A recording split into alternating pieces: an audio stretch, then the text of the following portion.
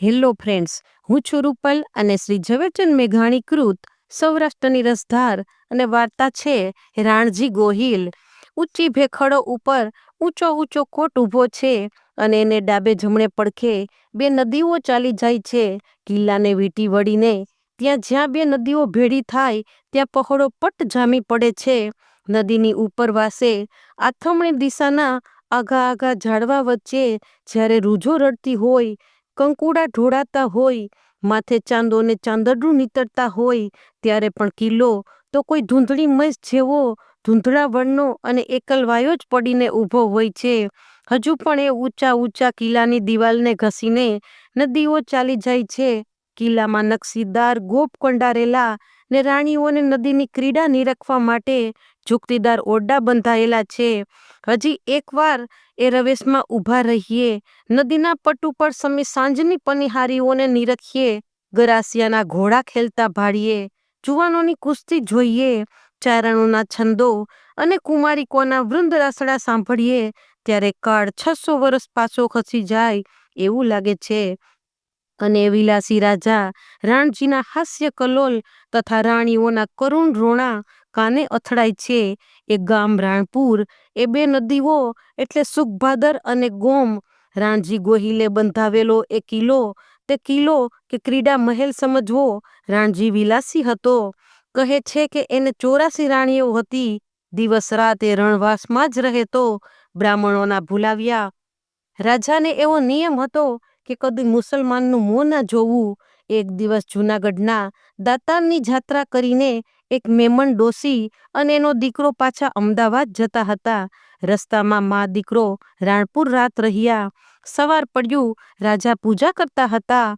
તે વખતે નદીના બહોળા પટમાં એ ડોસીના બેટાની બાંગ સંભળાઈ. બ્રાહ્મણોએ રાજાને સમજાવ્યું કે આ યુવાનના અવાજથી આપણી પૂજા ભ્રષ્ટ બની. રાજાને કુમતી સૂજી. એ બાળકનો શિરચ્છેદ કરાવ્યો. છોકરા વિનાની માતાએ અમદાવાદ જઈને ચોધાર આંસુએ અહમદ શાહ બેગડા પાસે વાત કરી. મોહમ્મદ શાહે પોતાની ફોજ રાણપુરનો નાશ કરવા મોકલી દીધી અને સમાચાર આવ્યા કે સેના ચાલી આવે છે, પણ રાજાને કહેવા કોણ જાય? દુર્મતીઓ રાજા તો રાણવાસમાં અહોરાત ગુલતાન રહે છે, બહારની દુનિયાનું ડોક્યું પણ કરતો નથી. સહુને બીક લાગે છે કે કહેવા જનાર જીવતો પાછો નહીં નીકળે. પછી તો એક ચારણે હિંમત કરી. અંદર જવાનો રસ્તો તો બંધ હતો, એટલે નદીની અંદર બરાબર ગોખની સામે ઊભા રહીને ચારણે અવાજ કર્યો, એ બાપ રાણા, હે રાણા, હવે તો રમત છોડ. શત્રુનું સૈન્ય તારે સીમાડે ગામ સુધી આવી પહોંચ્યું છે. હે ક્ષત્રિય, ચોપાટની રમત શું તને એટલી બધી મીઠી લાગી ગઈ કે હજુ નથી ચેતતો તું? ચારણના શબ્દો કાને પડતા તે ચોપાટના પાસા ફગાવીને રાણો ઊભો થયો. રાણીઓને ભલામણ દીધી કે જુઓ, જ્યાં સુધી મારા વાવટાને તમે રણભૂમિ પર ઉડતો જુઓ ત્યાં સુધી જાણજો કે હું જીવતો છું, પણ જ્યારે વાવટો ન દેખાય ત્યારે સમજજો કે મારો દેહ પડી ગયો છે. રાણીઓએ ઉત્તર દીધો, પણ રાજા જોજો હો, એ વાવટો પડ્યા પછી અમે 84માંથી એકેય રાણી જીવતી નહીં રહીએ. રાણજી સૈન્ય લઈને રણે ચડ્યો.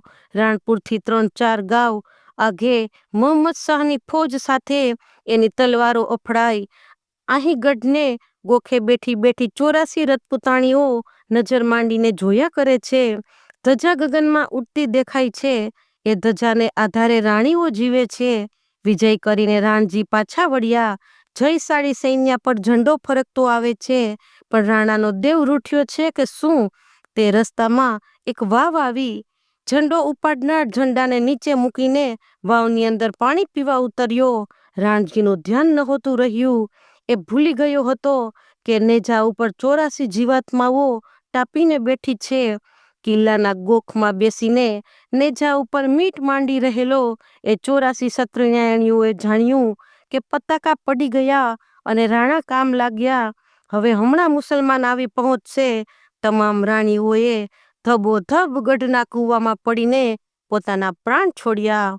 વિજયી રણજી દોડતે ઘોડે રાજમહેલમાં આવ્યા. ત્યાં તો રાણીઓના શબથી કૂવો પૂરાયેલો દીઠો. એનો સંસાર એક પળમાં વિરાન બની ગયો. હવે જીવીને શું કરવું મારે એમ વિચારીને પાછો વળ્યો. મુસલમાન ફોજ અમદાવાદ તરફ પાછી જતી હતી તેમાં પહોંચ્યો ને યુદ્ધ કરતા કરતા મરાયો. મુસલમાન ફોજ રાણપુર આવી કિલ્લો હાથ કર્યો. રાણી તો એક પણ જીવતી નહોતી. કુંવર મોખળાજીને લઈને એક દાસી રાણજીના ભાઈને ઘેર ઉમરાળા નાસી ગઈ. હજુએ જાણે રાજમહેલમાં ખંડેરમાં 84 મુખોના કલ કલ હાસ્ય ધ્વનિ ગાજે છે. સામસામી તાળી દેતા સુંદર સુકોમળ હાથની ઘૂઘરી જડિત ચૂડલીઓ જાણે રણજણી રહી છે. ચોપાટના પાસા ફેંકાતા સંભળાય છે અને છેવટે ગુંજી રહ્યો છે એ નિર્ભય ચારણનો ઘોર અવાજ અને પહોળો કૂવો. 84 સુંદર પ્રેત શું રાત્રિએ ત્યાં હિપકા નહીં ભરતા હોય? આજે કિલ્લાની નદી તરફની આખી દિવાલ મોજૂદ છે. 600 ચોમાસા વરસી ગયા પણ હજુ લાકડું સળ્યું નથી. બાકી બધું છીનભીન છે. તો ફ્રેન્ડ્સ, આવી ઐતિહાસિક સત્ય ઘટના અને લોકવાર્તા માટે મારી YouTube ચેનલને please like, share and subscribe. Thanks for watching.